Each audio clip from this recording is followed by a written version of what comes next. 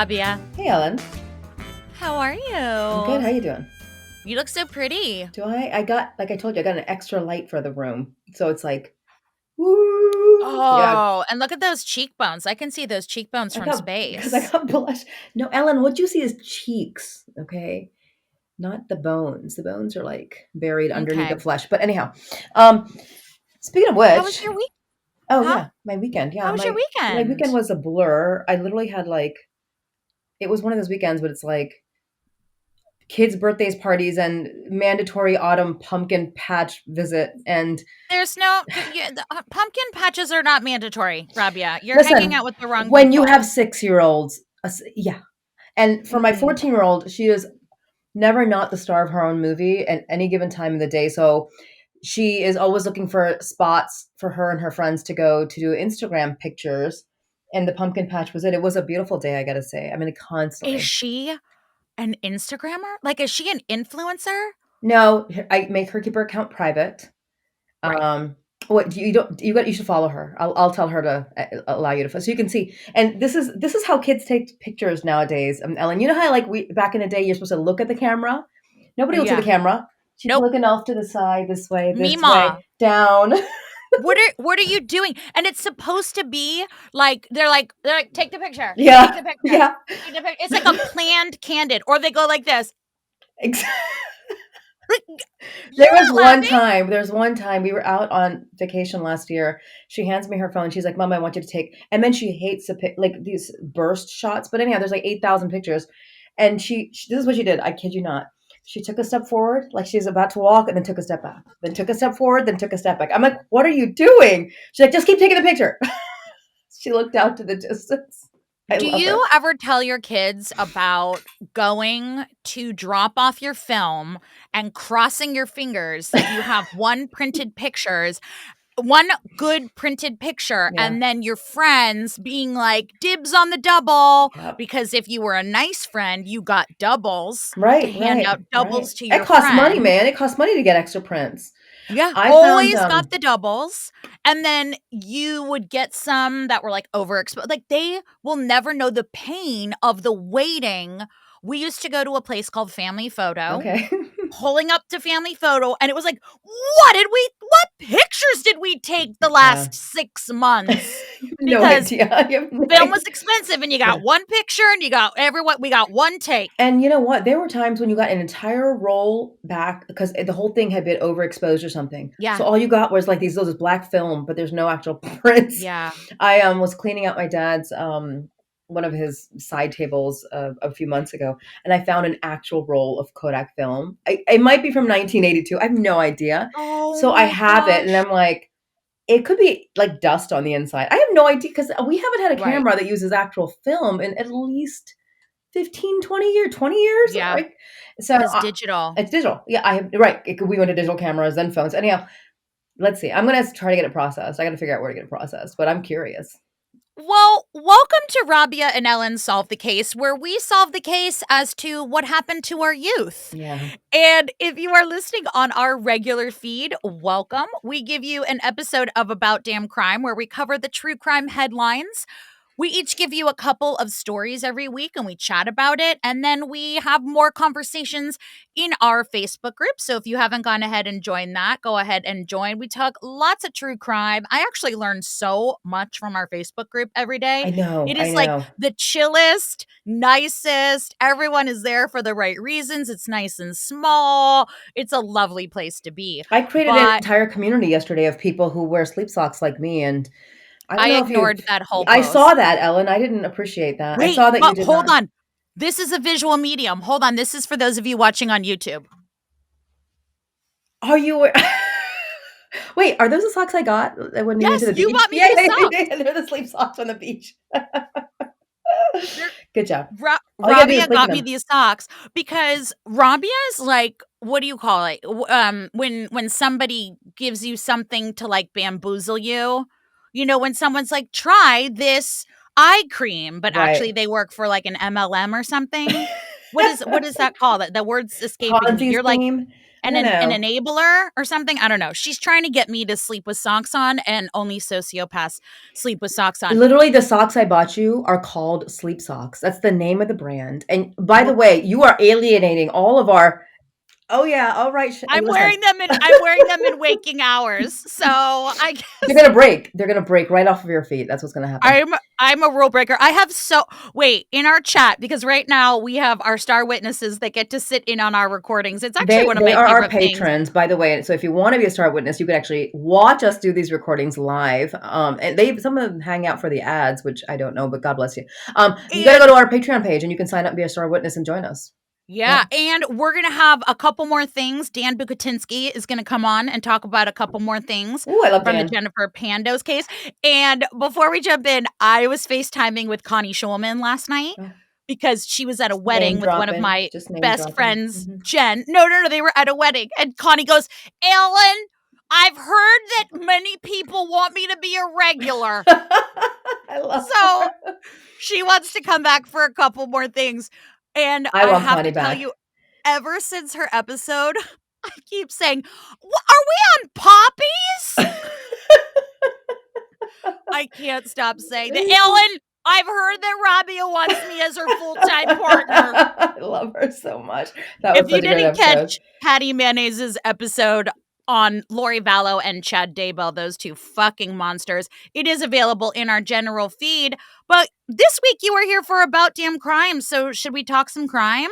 Yeah, it's been an interesting week. Not a lot of big headlines, I think, but there are some stories that have caught my eye. Yeah, I have a very so every once in a while I can, like, you know, when you like feel like in a place. I was researching last night and I got a little in a place, and this morning I was like looking over my notes and I was in a little bit of a place. So heads up to those of you who are new to me, sometimes I can teeter into the emotional. And I don't, that might happen today, but we'll see. Okay.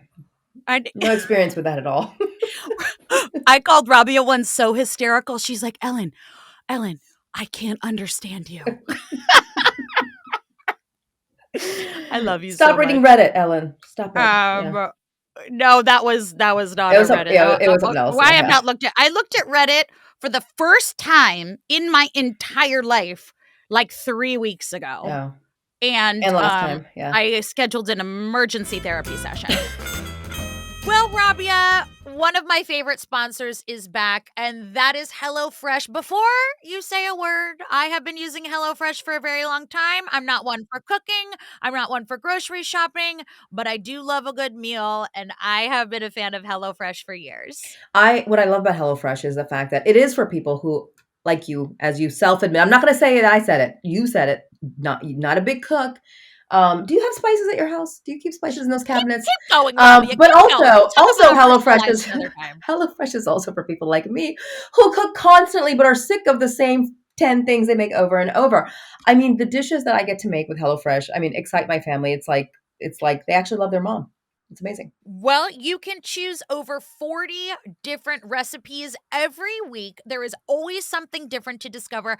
But not only do I hate cooking, that is for sure, and that is why I love HelloFresh, but I also love saving money. If there's a coupon to be had, I am clipping it, because HelloFresh not only takes the hassle out of mealtime, but it is 25% less expensive than takeout. I would challenge that number. I think it's a little bit higher. And it is even cheaper than grocery shopping. Yes, that makes sense to me, because with grocery shopping, you cannot buy the exact proportion of what you need to make one dish. You're going to be using that smoked paprika for a long time. You probably know about their quick and easy option. They have 15-minute meals. I love those. I love handing them over to like my teenager and saying, you make this tonight. And she does. And it's great. So go to HelloFresh.com/50solve-the-case and use code 50solve-the-case for 50% off plus free shipping. That's HelloFresh.com/50, the number 50 solve the case, and use code 50solve-the-case for 50% off. That's a lot, plus free shipping. HelloFresh is America's #1 meal kit, but also mine. It is sweater weather. It's sweater weather, but it's also bacon weather. Don't you think? Look at you. Go on. Oh, yeah. The chill has set in, but this is like the season where I like to have something warm come out of the oven, but something that I have not spent 18 hours proofing and prepping. And but I also want it to be like I actually did. That's where Wildgrain comes in. Wildgrain is the first ever bake from frozen subscription box of sourdough breads, fresh pastas, and artisanal pastries. I have tried them all. The sourdough bread So good. elevates any meal you have. It comes out and it's crispy on the top and warm on the inside. I can eat a whole loaf of that sourdough bread all by myself. You need some good butter, but my God, yes, it's got the right. It's and you know, I mean, my friends who are gluten free can eat the sourdough bread and they're like good, but the croissants. I mean, like my kids love those croissants. You pop them in the oven within 15, 20 minutes. You got fresh croissants. They're perfect in the morning for school. Love them. Yeah, they are very easy. So now you can fully customize your wild grain box so you can get any combination of breads, pastas, and pastries you like. And if you want a box of all bread or all pasta or all pastries, you can have it. Live your life. Or all apple bites. Is that what you said they were? What were they called? They are apple pie bites. Oh They're my little bites like Lord. this, and they're like a little mini apple pies. I think they fell from heaven. I'm You, not sure. you're killing us out here, Wildgrain. Look, for a limited time, you can get $30 off the first box plus free croissants in every box when you go to wildgrain.com/solve the case to start your subscription. You heard Rabia, free croissants in every box and $30 off your first box when you go to wildgrain.com/solve the case. That's wildgrain.com/solve the case, or you can use promo code solve the case at checkout. And by the way, makes a great gift, the It subscription. does Yep. make a great gift. I gave them away last year. Hmm. Wildgrain, we love you. Do you want to go first or do Yeah, you want me to go I first? can go Okay, go ahead. first. And this is Go for actually it. something that was brought up in the Facebook page, and I wasn't aware of this. And so then I took a look, and then it's a whole thing on TikTok. I'm talking about Jon Romano. Did you see this? One of our listeners I posted. heard about it, but I did not research it. I'm All so right. glad you brought this case. Yeah. Yeah, this is interesting. So Jon Romano apparently was in 2004. He was a 16-year old who walked into his high school with a loaded weapon and just started shooting randomly. Now, the assistant principal, he was a bad shot, or I mean, according to him, well, we'll get into that, but he didn't really actually. He only hit one person and injured one person. Luckily, nobody died. He was arrested, caught. Um, he took a plea deal, I think, and he got out recently. So I don't know how long he's been out, but apparently he's been on TikTok and he's a big old TikTok star. He's got 250,000 followers on TikTok. I think I have like 18. And anyhow, so one of our listeners posted on a Facebook group that they're really upset, and there's a whole discussion underneath it that they're really upset by the fact that this guy is number one, uh, retelling his story in a way that's not accurate on TikTok. Because what he's saying is that he didn't intend to hurt anybody when he went to school that day, that he took the gun out and shot it at the ceiling in the classroom and to warn people. And he was just like going through stuff and he was just like a whatever, upset 16-year-old. And he didn't mean to actually hurt anybody. But also he's asking for donations. And that's upsetting people that he is making any kind of money using his social media platform. He's got this huge platform. That's a lot of followers, right? 250,000 followers. Um, and so, the question is, number one, should he be able to do what he's doing on social media? Um, he's done his time. He's done his time, right? What does that mean for us as a society? How do we engage with people who have done their time? He's a convicted felon. And so should he make money off of it? Can he retell the story? And then he's also apparently he was at a homeless shelter and there he was attacked by a man that had clear mental illness, and the guy had a sword, and people at that shelter had said things like everybody kind of knew that this guy is not well, right? And he was, like he had been rumbling about, and he apparently tried to attack this guy John with a sword. So that guy just got sentenced like 25 years, okay? And so John's on TikTok saying, "Oh yeah, I think that's okay. He tried to like, slice me up with a sword, but also I'm upset that they didn't call it a hate crime because apparently John is white, the attacker, the sword guy was a black guy." And he's saying it was a hate crime. So people are like, "You racist." But because I mean, hate crimes don't really work like that. Um, so, and I don't know. I mean, maybe the guy who attacked him was yelling obscenities. I have no, or saying things about John's race. I'm not sure. So that's kind of the conversation. And I thought there's some really interesting things in this conversation. Number one being, what do people who have served their time, how do they get to be in society? Do they get to just be like anybody else? What do you think? Hmm. Hmm. I in my opinion, Mhm. not taking in the law, I feel like it is what the crime was. But I have a question. Excuse. Please don't die. Please don't die on camera. If you do, can you lean on the camera? Lean into frame. Thank you. The chai went down the wrong. Podcaster, advocate, and national bestseller, Jokes on Chai. Yep. That's the way I That'll want be to my, go. oh my God, I don't want that to be my about damn crime, but also like, That would be I mean, amazing. kind of funny. You'd be so famous, Ellen. And then I'd be like, listen, she had the best lips and cheekbones around. But also, What? I'm looking for a co-host. I'll call Connie. Mm. What? Sorry, question. Just what was he raising? What is he raising money for? Apparently, he says he's soliciting donations for like health, medical bills, and things like that. Probably if Just he living life. just living life. Yeah, I mean, like if he was in a homeless shelter not too long ago, because I think this happened in this past year or so. That means he's just getting on his feet. Yeah. Question also, has he shown remorse? Do his videos appear to show remorse or any steps leading toward a better life? I mean, he's doing some weepy. He's done some weepy videos. I haven't watched a lot of them, but I've seen some. I'm not saying it looks completely real, but I mean, like, what if he has no remorse, but he's still done the time? I mean, he's done what has done the time. How should that in and of itself? I think is kind of significant, right? And But he he has expressed remorse. People don't believe it, but he has. I don't know whether to believe it.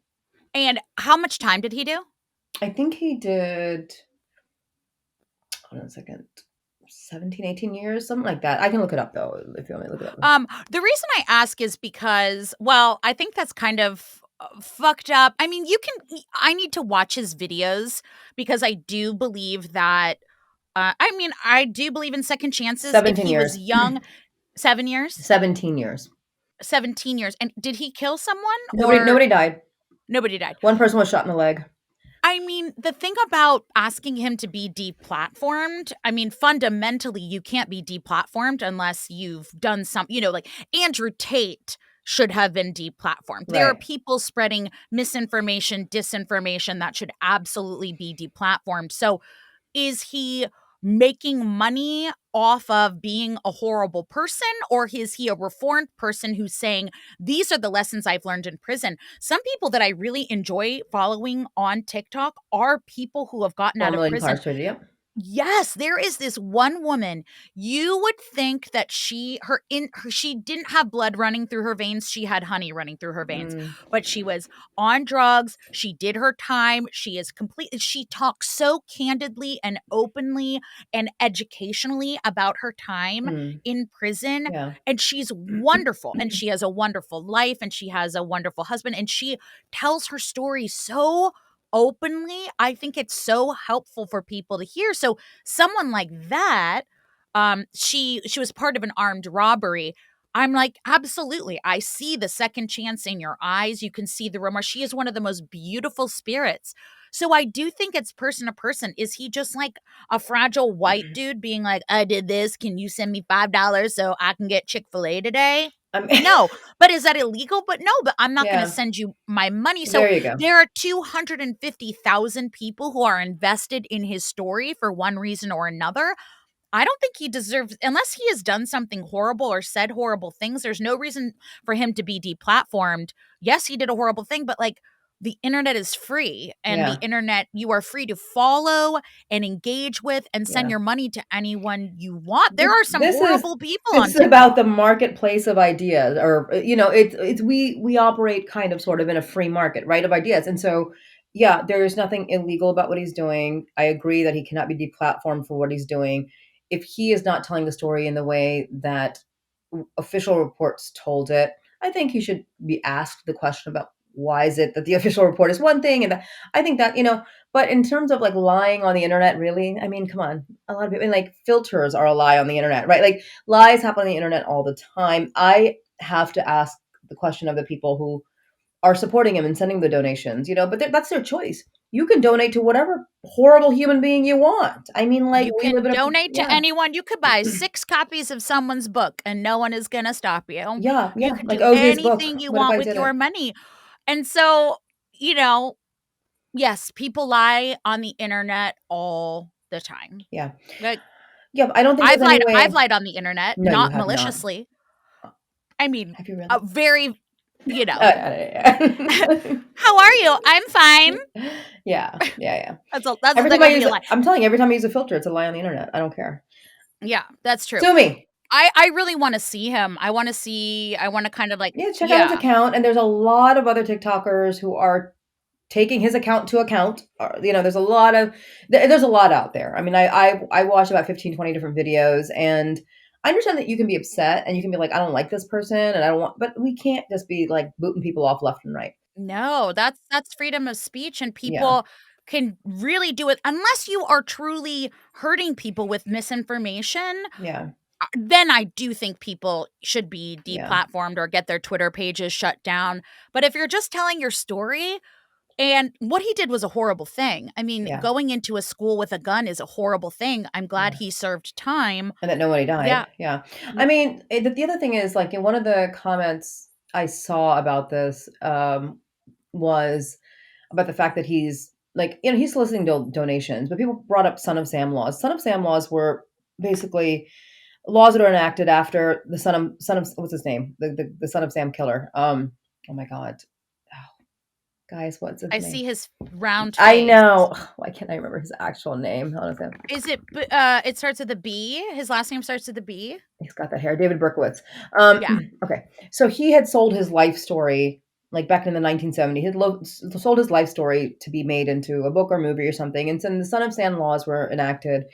And this happened in New York, I think, were enacted in New York to prevent people from profiting from their crimes by writing about it, by making media about it.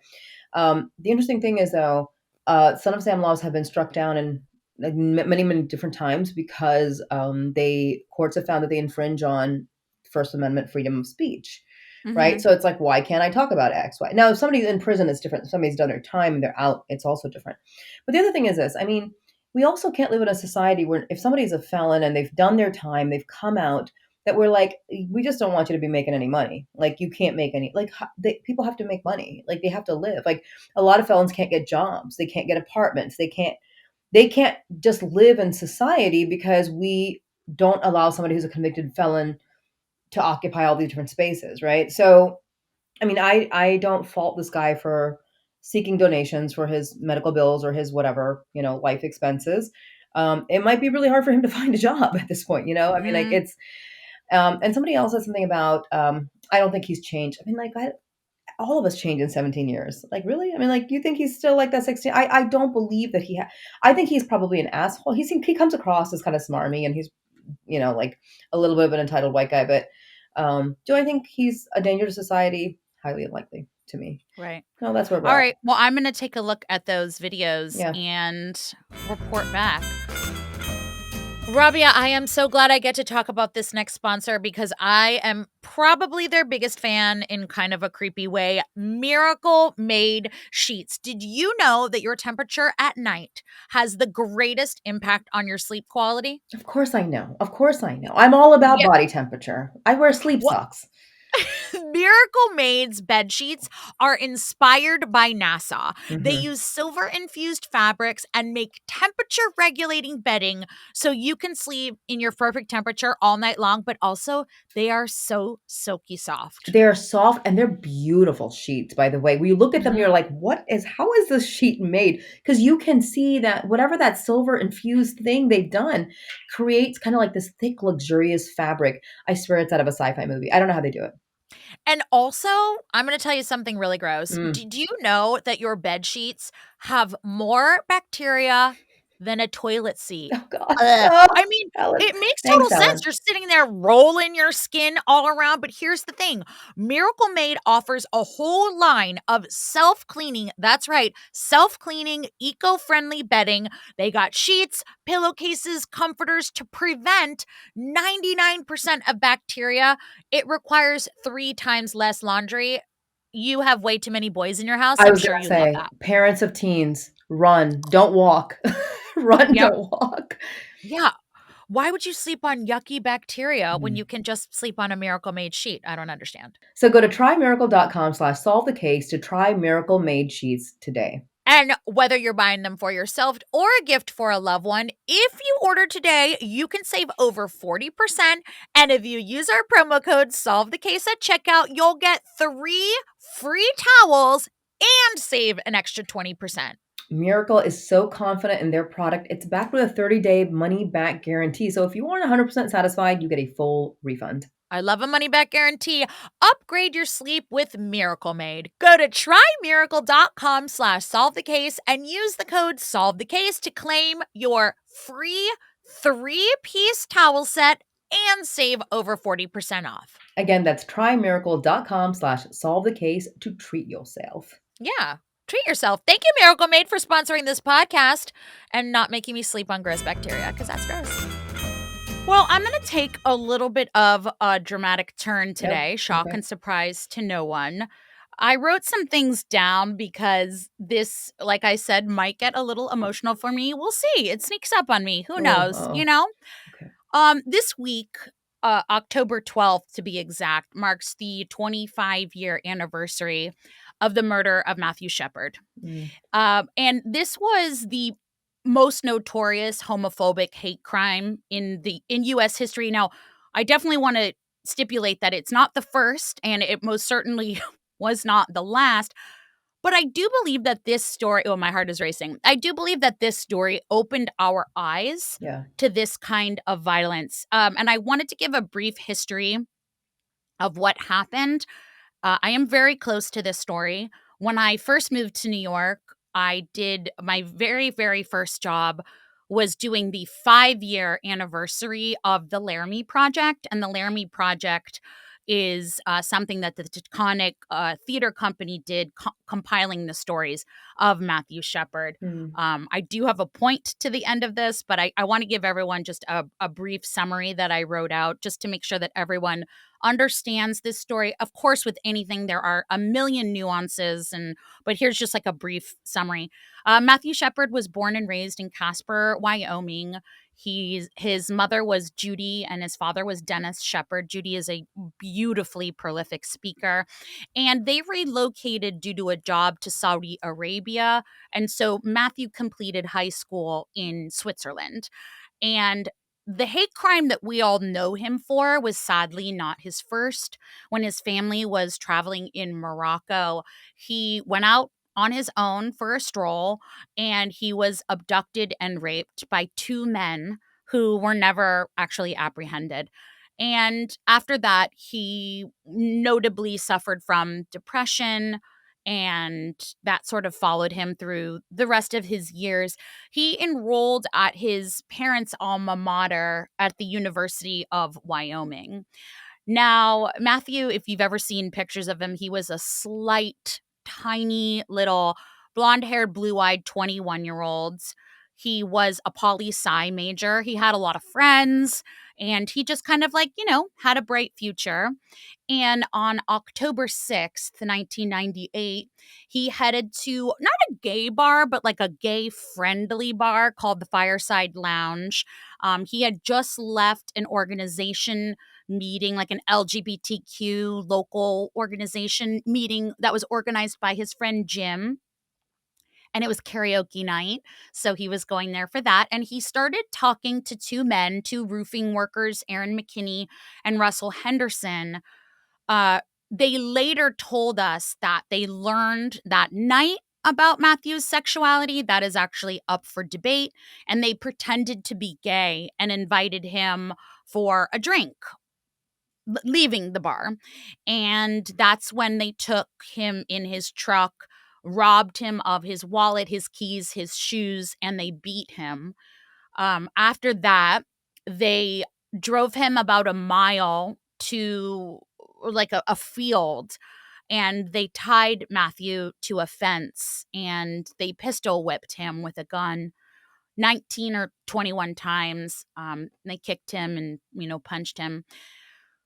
The next morning after that attack, a cyclist was riding by and initially mistook his body for a scarecrow.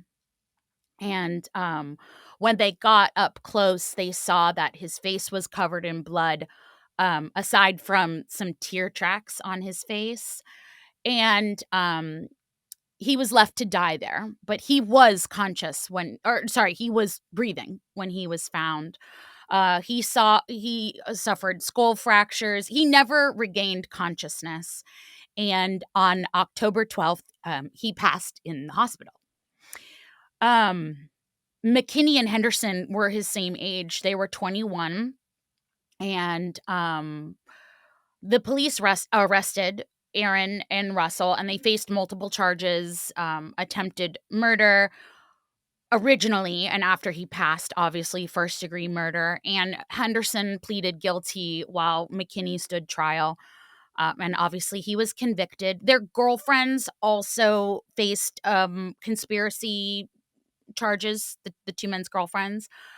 They were both convicted of first-degree murder and given 2 life sentences. They were not charged with a hate crime at the time because that actually wasn't possible 25 years ago in Wyoming. And Dennis and Judy started the Matthew Shepard Foundation, one of the most successful and educational foundations. Something that always struck me about this case, and I got to know this case very personally because of the Laramie Project, and it was just sort of the first time I saw, my friends, somebody that I would have been friends with in school, as a victim, and I remember this impacting me very, very much at the time. It was 25 years ago, so I was only 6. But Yeah. one of the things that always stuck with me about this case, and I mean always, was Dennis Shepard made a statement in court because these 2 men were facing the death penalty. And I actually have listened to this probably 25 times. 25, I didn't probably say that because I just said 25. 25 times. And it's his statement in court. And I actually pulled it up and I want to play it for you guys. Yeah, let's listen. And then I want to talk about it after. And there is a whole reason why I'm talking about this today. But I want to play it for you guys. My son Matthew did not look like a winner. He was rather uncoordinated and wore braces from the age of 13 until the day he died. However, in his all too brief life, he proved that he was a winner. On October 6th, 1998, my son tried to show the world that he could win again. On October 12th, 1998, my firstborn son and my hero lost. On October 12th, 1998, my firstborn son and my hero died. 50 days before his 22nd birthday. I keep wondering the same thing that I did when I first saw him in the hospital. What would he have become? How could he have changed his piece of the world to make it better? Matt officially died in a hospital in Fort Collins, Colorado. He actually died on the outskirts of Laramie, tied to a fence. You, Mr. McKinney, with your friend, Mr. Henderson, left him there by himself. But he was not alone. There were his lifelong friends with him. Friends that he had grown up with. You're probably wondering who these friends were. First, he had the beautiful night sky and the same stars and moon we used to see through a telescope. Then he had the daylight and the sun to shine on him. And through it all, he was breathing in the scent of the pine trees from the snowy range. He heard the wind, the ever-present Wyoming wind, for the last time. He had one more friend with him. He had God. And I feel better knowing he wasn't alone. Matt's beating, hospitalization, and funeral focused worldwide attention on hate. Good is coming out of evil. People have said enough is enough.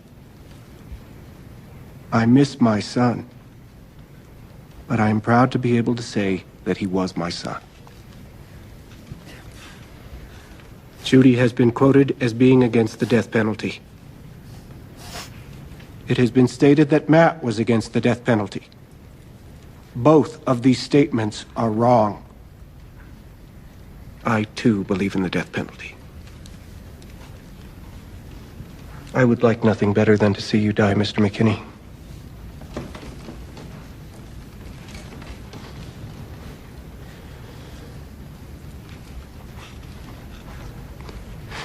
However, this is the time to begin the healing process. To show mercy to someone who refused to show any mercy.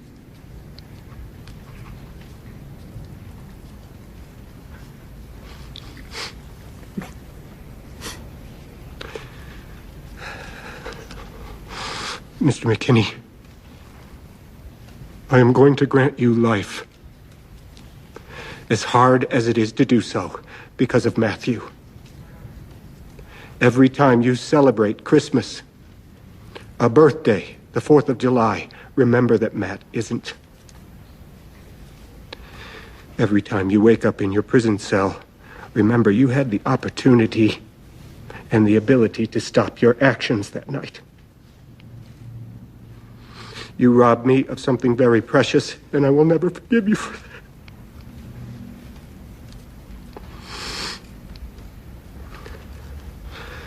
Mr. McKinney,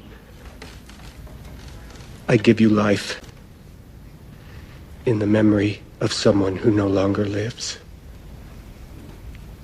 May you have a long life, and may you thank Matthew every day for it.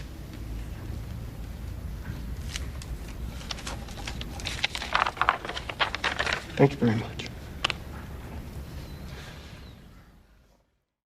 Well, we're just all weeping over here.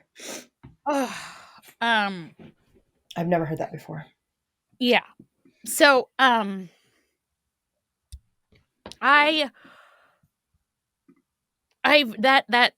heard that speech so many times, and I've never, I always, whenever we talk about these things, I think like mercy is so obtuse, and having that much mercy for someone is beautiful. And sincerely, I mean this. Like, whenever I think I can't forgive someone, I think of that speech. I'm not just saying that. And this crime has always stuck with me. I think it was like the first time you realize like how senseless things could be. But I wanted to tell you guys that tonight, actually, when you hear this, it will have already premiered. But I'm telling the star witnesses that are here, there is a 2-hour documentary that honors his legacy and his life, Matthew Shepard, and it makes me think about how that was the first time I had heard about something so senseless. And if I wonder if that had happened now, well, not that it doesn't, but we're so desensitized to it. And that was like the first time I had ever really heard of like a brutal murder like that. And I will be watching the documentary tonight, but I just kind of, first of all, it's wild. Did you know that story 25 years ago, Oh yeah, Rabia? Like, yeah, yeah, absolutely, yeah, yeah. of course, yeah. It had, such national attention, and I'm pretty sure I was in law school when it happened, so I mhm. have vague recollections of having conversations about it and being horrified. But as Yeah. a story like went national, yeah. And there have been, there was a time when Judy Shepard was one or the most requested speaker, like Mm. above Oprah. Wow. Like, she's a beautiful speaker, and she couldn't speak that day in court. Mm. Dennis, she was going to speak, and only Dennis spoke, and that is the real transcript from the video from the day. And I can't believe 25 years has gone by, and I can't believe we're not any further. And I can't believe that is a story that could happen today. And it seems so senseless back then. And yeah, I just wanted to draw attention to that documentary. It's on I believe it's on ID. Wait. Yeah, but 25 years ago, and we've talked so much about Should we make this a watch party? yeah, we can watch it together tonight. Yeah, absolutely. We've talked so much about forgiveness and change and remorse these past couple weeks just cuz it's come up. Yeah. And this has always stuck with me. So when I saw that headline, I was like, wow, this is so timely, because the men, at least one of them, are actually going to be on the documentary. Oh. I don't know if it's McKinley or Henderson Oh, or I was both, but wondering I what know happened to them. Okay. definitely one of them are on there. And I saw a blurb that's actually what drew my attention. And he actually sounds very, very, very remorseful. I mean, 25 Mm. years later, but he makes it a point to say, Matthew's life mattered. And yeah, sorry, I'm in a place today.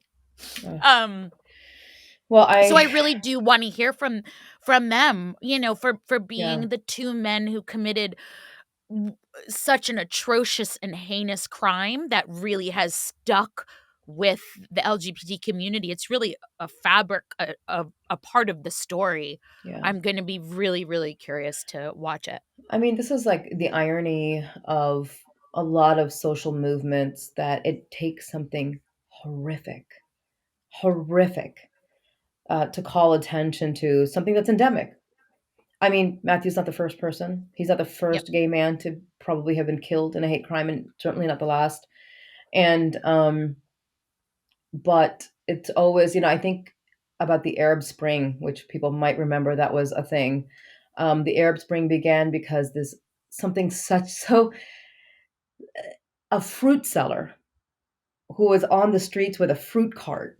He had a cart like that. You know how poor you have to be selling street the fruit off of a cart in the street. He was a Hmm. fruit seller, and he lit himself on fire because he was so tired of the corruption, and the local authorities would keep like robbing him of his money, and he had to pay like money to just be able to stand on the corner. Like he couldn't support his family. He lit himself on fire. It was so horrific, and it literally launched a revolution across an entire portion of a continent. I mean, like, so, but there's always like something like that, right? It's always takes something so horrible, so unspeakable, Dark. Yeah. dark, and something that has a story that will have a lasting effect, so that we can keep calling people's attention to this is what this looks like. When you say these kinds of things, when you treat people, when you dehumanize people, this is what it ends up looking like eventually. Mhm. So, my God, the grace though of his father, my God, when he said, "There's nothing I'd like more than to see you dead," and then the pause, and he said, "However," oh my God, I grant you life. I hope you thank I mean, thank him for chills, yeah, every yeah, I mean, I have parts of it memorized. I've listened so many times. yeah, And the part where he says, he wasn't alone, and he yeah, I can't. oh yeah. Anyway, I will say um this. It's interesting that we're going to hear from one of them in the documentary. I do believe, I do believe that people uh, can have deep remorse and not be the same people after 25 years in prison. So, and but I wonder, are the Shepherds still around? oh yeah, the Matthew Okay. Shepard Foundation is still very, very much up and running. Actually, The parents are still alive. They're still like yep, okay. Dennis actually They must speaks a be lot. He was just speaking about trans rights very recently. okay. They're very active, Okay. and they have dedicated their entire life to Yeah. education, to help to the Matthew Shepard Foundation is one of the most brilliant and comprehensive organizations. I really implore you to take a look, if you even just to see what they do. It's very, very And you know, beautiful. the thing is And like it's in situations like this, it's it's it's so hard for a parent to be like, I mean, just to survive a situation like that, but then to create something beautiful and great, like, and both of them do it together. I I just don't even know like what they're made of to be able to yep. do this and sustain it for this long. I mean, I wonder how I have a feeling the documentary will explore like how they feel about the killers at this point Yeah. too. Yeah. Yeah. So if you are listening to this early on Wednesday or in the regular feed on Thursday, please, I'm sure it will be rerun and it will be on ID. But Yeah. yeah, it's just I'm very, very curious. I'll loop back next week and report back for those of you that didn't get a chance to see it. And thank you for letting me share that speech. It just I'm so is glad you very did. profound. Yeah. I'm so glad you did. And I can totally understand why you'd listen to that over and over again. It was beautiful. How do you it's just, you get even when you get trapped in the mundane and just thinking about those kinds of stakes and that kind of grace and mercy, and I of mean, course, if what someone hurt your child, there's nothing more. There's no place that your brain can go other than saying, "Of course I want you dead. yeah, Of course you yeah. don't get to," In such a brutal fashion. Yeah. In such Yeah. a I but you know, it will be rare to find it's rare to find examples so stellar of the phrase, did not die in vain. Yes. Yeah. Very, very much so. Don't worry, you guys. My second story is a fucking blast. Okay, I'm gonna turn this frown upside down. Take away your second story, Rabia. Yeah. Well, I have two more, but this one also is kind of I mean, it's actually speaks to one of my nightmares. And it has to do with thankfully nobody actually got hurt. This happened in Georgia. Right now police are still looking for this guy.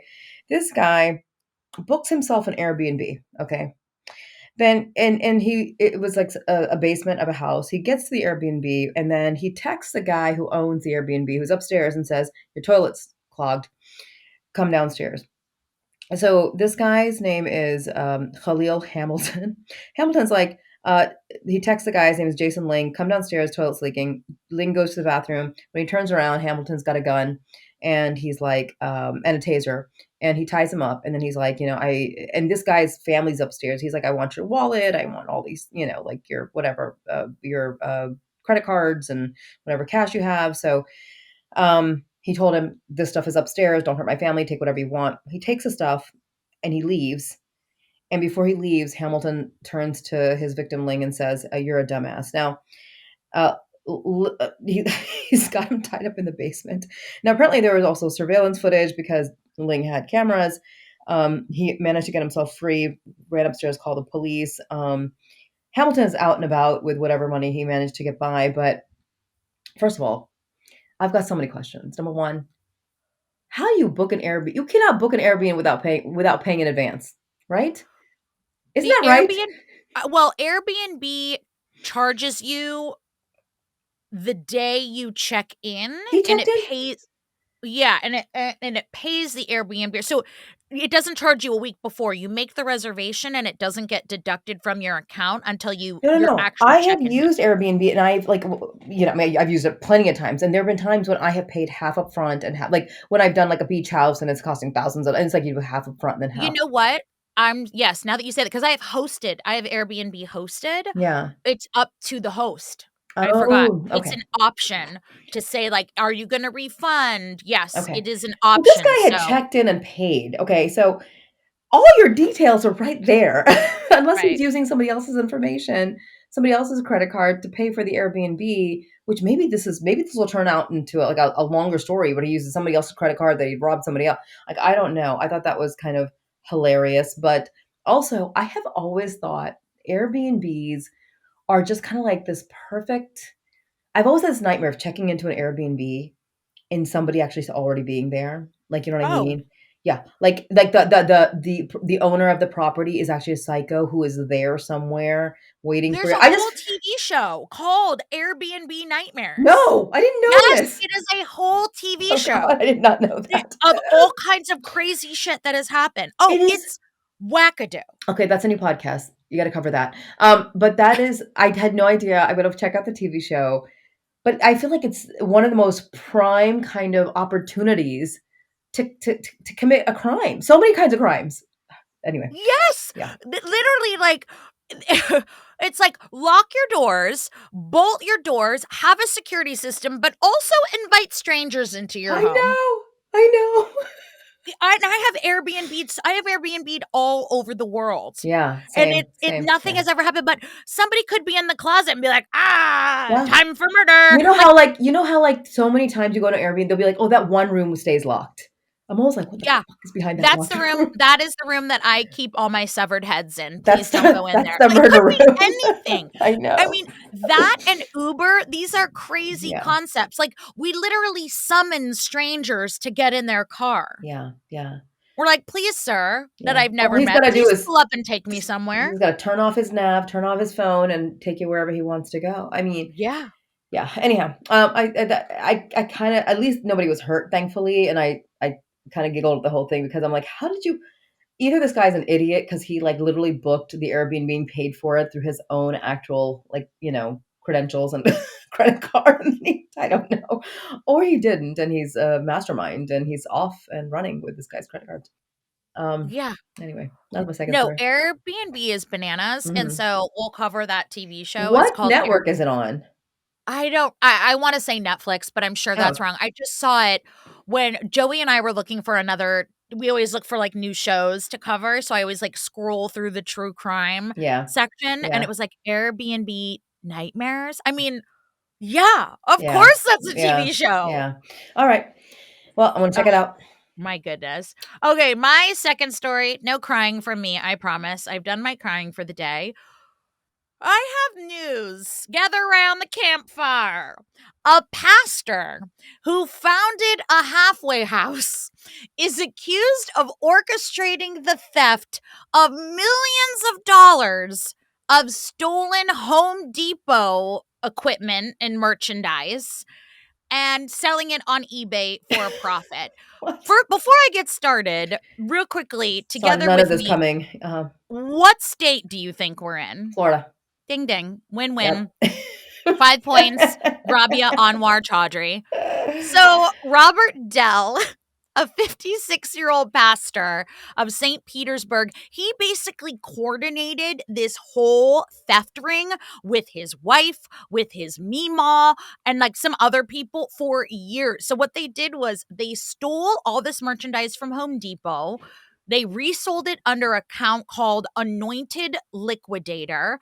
We're talking a lot of wrenches, nail guns, battery packs, laser levels, None of these jigsaws. items are small items, by the way. I don't know how you, unless you're like, if you're stealing a pack of nails, maybe you can get away. How do you, jigsaws? They're like this big. How? I have no idea, but like basically um these two guys, not family members. The family members did all the behind the scenes stuff.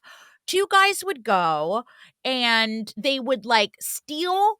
They would go across like 7 counties. They'd hit like 5, 6, 7 stores a day. Wow. They would go to all these stores, rotate who was going in there. It was a whole thing. Then they would bring the merchandise to Dell and Dell would resell it online. So he faces felony charges of conspiracy to commit racketeering, dealing in stolen organized property, dealing they did the organized kind, not the not Disorganized. the not the crazy, Chaotic one. mess, yeah, chaos one, and racketeering. He was also charged with drug possession. He's being held on $750,000 bond. So, guess how much they profited between 2016 and just now when he was caught in 2023. In 7 years? I don't know, a few $100,000. 3 million. Holy crap. What? All Home Depot, all Home Depot Why only Home merchandise. Depot? Why not Lowe's or Yeah. Ace Or or anywhere. Walmart? I don't know if Josh is here today, but he used to work loss prevention at Walmart. I don't know what's happening over there. But yeah, so Dell's wife, who's 39, we'll talk about that another time, Oh. and his 72-year-old Meemaw were charged as co-conspirators. They're being held on a $250,000 bond. And yeah, and gather around. He's pled not guilty. Oh, wow. I Okay. mean, the eBay list, I mean, it is just All the but stuff, so, it's like, like in his garage, basically. He's shipping it out himself, fingerprints all over yeah, it. Wow. packing it up, old Mima, like, getting, calloused fingers from Maybe all Mima those. thought maybe she thought it was a legitimate business. Maybe she's like, "My son is a importer exporter of fine goods, Oh, hardware and you goods." guys, he has 100%, like, rating on eBay. He was like, "Great seller, exactly what I planned on Reliable. purchasing, reliable, new in the box. Look at this nail That's gun." amazing. It is bananas, but, like, how did it take them I don't so long know. to What catch is up? happening at Home Depot? What is happening in all the Home Depots in those 7 counties? Because the same 2 men are showing up over and over and over. That means those men were in each store at least a couple of times a week Yeah, because for they went years. over they were 7 counties. I mean, they weren't going very far, but when you think about it, that's not a lot. So if they would go to, like, 5 to 7 stores a day, and he was Yeah. like, "Earl, you go in today. All right, Silas, you go in tomorrow." But Silence. after a while, Earl and Silas aren't purchasing anything, and they're walking around with a shit ton of merchandise. Yeah. Like, how do you get out with that? I don't understand. I'm trying to think. I am a prolific Lowe's and Home Depot shopper. I cannot I unless what they did was they took, like, they had shopping bags and receipts to make it look like, you know what I mean? And they bagged it up and it kind of walked out to make it look like they had been paid for. Or they had and I will say this, a lot of times those places are pretty poorly manned. Like, there's times when I'm like, I'm trying to check out and I'm like, is there anybody here who could actually help me? Yes. It's just completely empty. It's like a ghost town. So that could have been it too, but shame on you, Home Home Depot Depot too. is honestly the worst. Yeah. Like, They you know probably also they got insurance for that. I mean, like, everything's covered for them. They're not losing nothing, probably. sorry, Home Depot says that they lost about $5 million from the scheme, Hmm. and they said that this group said they sold or profited around 3 million. Wow. So there's like a $2 million Yeah. gap there. But I That's the mean, markup. That's the Home Depot markup. Yeah. yeah, but like, imagine if there's, like, smaller rings, and I get it, but truth be told, loss prevention falls on the head of the Yeah. consumer. Yeah. They build loss prevention into those prices of those nail guns. You think they're getting those nail guns for 129.99?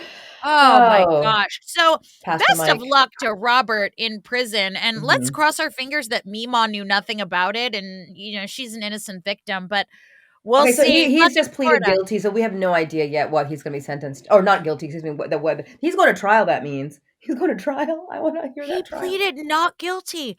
Like, dude, that's all they just pull Oh, all that shit off your computer. you What are know you what? doing? Listen, I like the gumption. I'm gonna keep an eye on Robert, Pastor Robert, because he thinks he's got God on his side. He's gonna pull Yeah. it through. God's like, "You're on your own. Also, give me back my cloak. Stop using my name in vain." Oh. Yeah, so we'll see what happens to Robert. Anyway, Robert, also, I need a sander because I'm gonna start a furniture flipping business, so if you wanna send me one, I'll send you my address. Did they sell wallpaper, and is it still available on eBay? I have decided, Ellen, I'm wallpapering this whole goddamn room. I know you believe in, like, the accent walls, looks really hot, but I want the whole room I love wallpapered. that. Is that too much? I love that. I just want it to bring I'll me do that. joy. This is making make me sad. Well, I my whole hallway has those Oh peacocks, god, I love so them so much. I love them so much. Okay, I have yeah, one last story to wrap up let's with. do it. Do you have one more story, or are you done? No, go for it. Okay, and that is that a hearing took place last week at the Supreme Court of Maryland. It used to be called the Court of Appeals of Maryland, but they want to be called the Supreme Court, which is fine. They're now the Supreme Court of Maryland. And this was in Adnan's case. Again, this guy behind me, you've heard of him. And people are very confused as to, like, what I thought all the charges were dropped. Yes, they were. Basically, charges were dropped last year. He was released after a hearing took place. The hearing was to for a judge to decide on a motion the state brought to vacate the conviction. That was not a dropping of charges. Dropping of charges had happened 2 weeks later. Victim's family appeals and says that whole hearing needs to be done over again. We didn't get enough notice. That is the heart of the issue. Did they get proper notice? This hearing went every which way but up. It was just bonkers. I mean, like the lawyers really didn't even. Adnan's lawyer didn't really even get out of the gate with her opening statements. Judges just went right for questions. Panel of 7 judges, one or two of them who have ruled against Adnan in the past. This could go either way. I mean, when I say either way, we're talking about like two such extreme outcomes. Like if they rule in Adnan's favor, it's over, over, over, over, over. It's over. It means that the court has found that this issue is moot, which is what his lawyer argued. She said it's moot because you can't make us do a hearing over to vacate a conviction that doesn't exist anymore. The charges were dropped. This whole thing is moot. That's one possibility. I mean, there's a lot of possibilities, but that's one extreme possibility. The other extreme possibility is like, nope, the conviction stands, the hearing gets done over. We don't care if charges were dropped, which is weird because, like, how do you reinstate charges without a new indictment? But anyway, we're going to send it back all the way down for a new hearing to do the whole thing over so the victim's family can just be there and say what they said at the first hearing over Zoom. And in that case, if the court decides that the charges were not properly dropped and he still has a conviction standing, could he be reincarcerated? Yes, he could. So literally, these are two very extreme like possibilities that he could actually go back to prison or he could just be completely scot-free forever. And anything in between could happen, frankly. Like they could piece it out and say, well, we find this, but we don't want him reincarcerated, but we want that. I don't know. It's a novel issue, never happened before in this state or any other state, I don't think. I don't think any other exoneree has gone through this. And yeah, I was there with Adnan and his family and some supporters. And then we went for lunch and Adnan had his first crab cake. That was fun to watch. Went to an Amish market. He bought me a bunch of cheese and butter. Anyway, that's that. And so, but as always, whenever something happens in Adnan's case, like literally the New York Times is covering it. Like it becomes national news. And I'm just so sick of it. We're all exhausted and we just want it to be over. So, prayers up, fingers crossed, toes crossed, whatever you want to cross. I expect a decision before the end of this year. And like I said, it could go all kinds of wrong or all kinds of right. What do you see as being the like sort of 3 or 4 main outcomes? Well, these two that I talked about, Yeah. which is that they're like, it's moot. The whole thing is Right. we're dismissing, which my Right. thing is like they could have dismissed the appeal as soon as they had gotten the appeal, but like this whole thing is Right. moot. So Right. there's that. Or they're like, nope, the whole thing goes back down. I think what they're going to do is, I think they're going to, because they have to balance victims' rights because this is the popular thing to do, victims' rights with, with defendants' rights, right? Like the right of a defendant to have due process. The thing is, the victim's family's lawyer, who I frankly thought was a complete idiot, was making a crazy ass argument. He was arguing way beyond notice. He wasn't even arguing that we didn't get enough notice. He said the victim's family should have been able to present evidence in the case. And one of the judges, like at the Oh, hearing, right. Yeah, you said this on your live. they can't do that. That's not how it works. The state presents evidence. And one of the judges was like, well, what if like, oh yeah, we could put Mr. Lee, her brother, under oath to testify. To testify against what? To testify to what? The charges were dropped because, or the conviction was vacated because they found a Brady violation. That Brady violation means the prosecutor in 1999 did some shady shit and hid evidence that he should have turned over. How is the victim's brother going to testify to that? What personal knowledge does he have of that would have any impact on the outcome of the case? I don't know.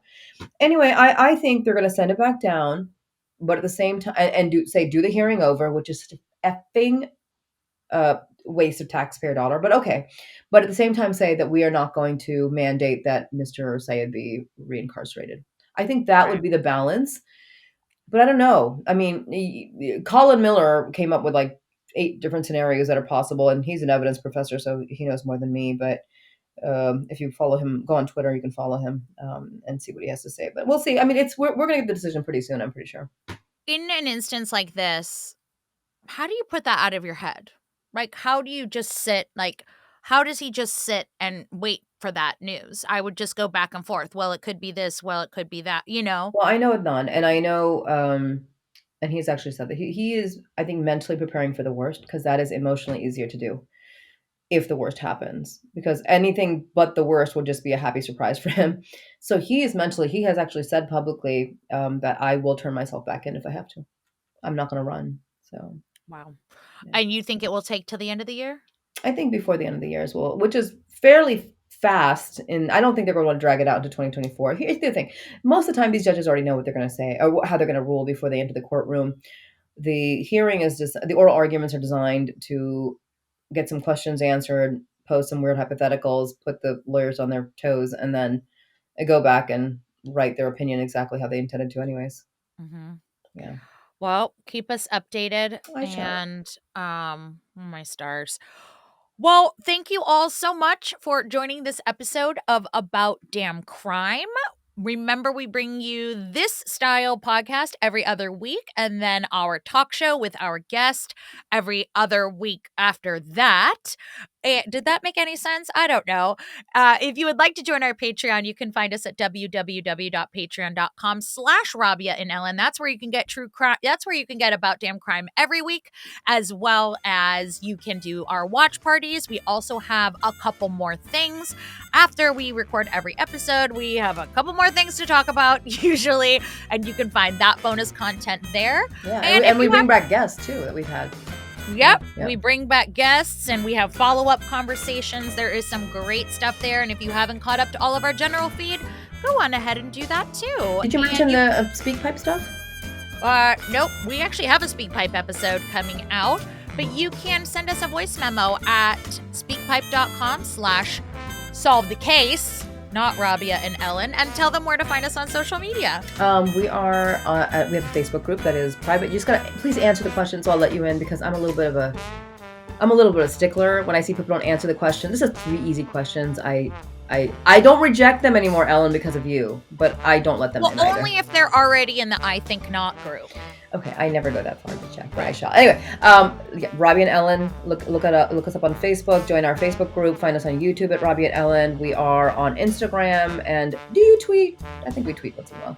I don't tweet anymore. Ever since it changed, I just don't do it. I used to love Twitter. I hate it too. It's X. You can also email us at rabiaandellen@gmail.com. Leave us a SpeakPipe message. And if you're feeling fancy and you feel like leaving us a 5-star review, please go ahead and do that. It just helps people find us and find our show. And that's about it. We thank you all so much for joining us on About Damn Crime, and follow us on YouTube. Oh my God, yes. Please subscribe on YouTube. Also, make us a frequent topic of conversation for dinner and holidays, and tell people to listen to us. Yeah. And you can always send us cases that you want us to talk about with our guests. We have an ongoing list, as well as anything you would like to see on About Damn Crime. Until next week, bye-bye, my beautiful Rabia. Bye, Ellyn. Love you. See you later. Love you guys. Thanks for joining.